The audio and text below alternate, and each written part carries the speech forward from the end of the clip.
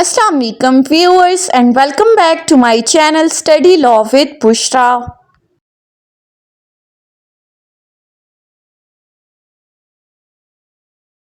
So in today's video we are going to discuss the topic of difference between section 342 and section 340 subsection 2 of CRPC. But before starting the discussion, I request you all to please subscribe to my channel and don't forget to press the bell icon for latest updates. Do share this video with your friends and don't forget to comment your feedback. So let's move towards the discussion. This topic is very important not from the practical point of view but also from the academic point of view. और इसमें हमेशा confusion हो जाती है कि 342 और 340 sub section 2 की statement क्या है. सो सेक्शन 342 डील करता है power of the court to examine the accused, यानी कि मुलजिम का जो बयान रिकॉर्ड किया जाता है इस सेक्शन के अंडर, आज उसको हम डिस्कस करेंगे. सो ये जो सेक्शन 342 है ये बेसिकली बेस्ड है on the principle that is ऑडी अल्ट्रम पार्टम, जिसको हम कहते हैं that no one should be condemned unheard, कि किसी भी शख्स को बगैर सुने किसी भी केस में सजा नहीं दी जा सकती. यानी कि अगर किसी के अगेंस्ट कोई ट्रायल चल रहा है, अब ट्रायल का प्रोसीजर क्या है, एफआईआर हुई, उसके बाद पुलिस ने इन्वेस्टिगेशन की, इन्वेस्टिगेशन कंप्लीट होने के बाद कोर्ट में चालान जमा करवाया, चालान जमा करवाने के बाद फिर प्रोसिक्यूशन ने अपनी एविडेंस पेश की, वन बाय वन उनके विटनेसेस आते रहे, ऑपोजिट साइड से उन पर जरा होती रही, उसके बाद लास्ट में मुलजिम का बयान रिकॉर्ड किया जाता है.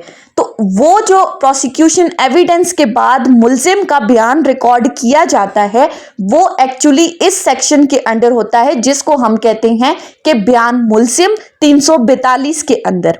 अब ये स्टेटमेंट क्यों रिकॉर्ड की जाती है कि जो भी प्रोसिक्यूशन ने केस इनिशिएट किया है, जो भी एविडेंस प्रोसिक्यूशन लेकर आई है एक्यूज्ड के खिलाफ, तो एक्यूज्ड को एक अपॉर्चुनिटी दी जाए कि वो एक्सप्लेन कर सके इन चीजों को, because accused is the favourite child of law. जब तक उसके खिलाफ चीजें प्रूफ नहीं हो जाती तब तक कोर्ट उसको इनोसेंट ही कंसिडर करती है.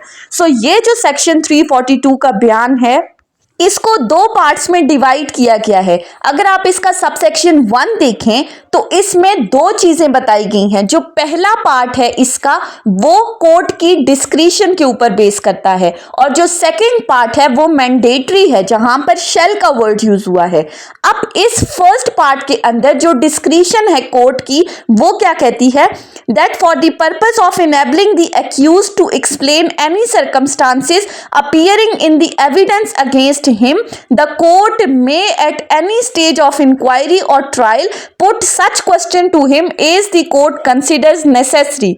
अब यहां पर दो चीजें लिखी गई हैं, at any stage, कि किसी भी स्टेज पर अब ट्रायल स्टार्ट हो गया, अब वो इंक्वायरी या फिर ड्यूरिंग द ट्रायल किसी भी स्टेज पर एक्यूज्ड से क्वेश्चंस कर सकती है. मेक अ वर्ड यूज हुआ है, मैंडेटरी नहीं है. कोर्ट चाहे तो उससे कोई भी सवाल पूछ सकती है. जबकि जो सेकंड पार्ट है इसी सेक्शन 342 का जो कि मैंडेटरी इन नेचर है, वो क्या कहता है, and shall for the purpose question him generally on the case after the witnesses for the prosecution have been examined.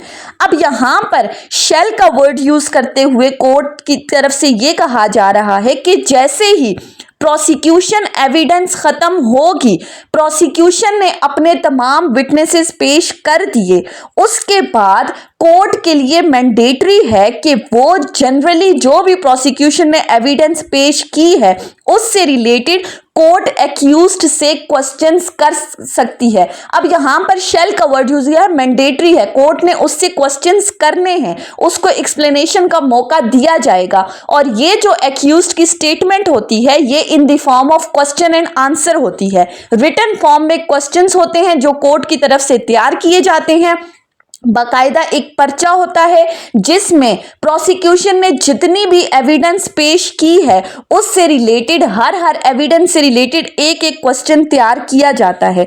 अब ये जो क्वेश्चन आंसर होते हैं इनमें सबसे पहला जो क्वेश्चन होता है ये हमेशा होता है that have you heard and understood the prosecution evidence in your presence, के प्रोसिक्यूशन ने जितनी भी एविडेंस पेश की है वो आपकी मौजूदगी में आपने सुनी है, आपने समझी है। सेकंड जो क्वेश्चन होता है वो तमाम क्वेश्चन ऑफ द फैक्ट्स होते हैं, यानी कि प्रोसिक्यूशन की जो भी स्टोरी उन्होंने एफआईआर के अंदर नरेट की है, जो भी इल्जाम एक्यूज्ड के ऊपर लगाया है उससे रिलेटेड तमाम क्वेश्चंस तैयार किए जाते हैं। Mostly it is in the prosecution evidence that you accused फलांग कमिटेड एन ऑफेंस, आप वहां थे, वहां गए, वो तमाम चीजें, वो फैक्ट्स जितने भी हैं उस केस के फैक्ट्स उनसे रिलेटेड क्वेश्चन होता है। इसके अलावा जो भी इन्वेस्टिगेशन पुलिस ने कंडक्ट की है उनसे रिलेटेड क्वेश्चंस होते हैं। अगर कोई मेडिकल रिपोर्ट है उससे रिलेटेड क्वेश्चंस पूछे जाते हैं और उनका जवाब जो है वो एक्यूज ने देना होता है। लेकिन प्रैक्टिकली मोस्टली एडवोकेट्स ही जो हैं वो एक्यूज्ड के बिहाफ पे, जो उनके प्लीडर्स हैं वही इनका आंसर्स करते हैं। और मोस्ट जो इंपॉर्टेंट क्वेश्चन पूछा जाता है वो ये होता है that why this case was registered against you, आपके खिलाफ ये केस क्यों रजिस्टर हुआ है। ये बहुत ही ज्यादा इंपॉर्टेंट क्वेश्चन है, मैंडेटरी क्वेश्चन है, जो कि इस सेक्शन 342 की स्टेटमेंट में एक्यूज्ड से पूछा जाता है। इसके अलावा will you appear as your witness under section 340 subsection 2, क्या आप अपने अगेंस्ट गवाही देना चाहते हो, आप एज अ विटनेस अपने केस में अपीयर होना चाहते हो। ये क्वेश्चन उससे पूछा जाता है कि आप अपने जो है सपोर्ट में कोई एविडेंस लाना चाहते हो या नहीं। अब याद रखें ये जो सेक्शन 342 की स्टेटमेंट है ये ऑन ओथ नहीं रिकॉर्ड की जाती। मुल्जिम का 342 का बयान ओथ पर नहीं होता। इस जो सेक्शन है इसका बेसिक पर्पस क्या है कि एक्यूज्ड को एक अपॉर्चुनिटी दी जाए कि जितने भी प्रोसिक्यूशन ने आपके अगेंस्ट एविडेंस पेश की है क्या आप उसकी सपोर्ट में, अपनी सपोर्ट में उन एविडेंसेस को एक्सप्लेन करने के लिए अपना कोई जवाब देना चाहते हो या नहीं।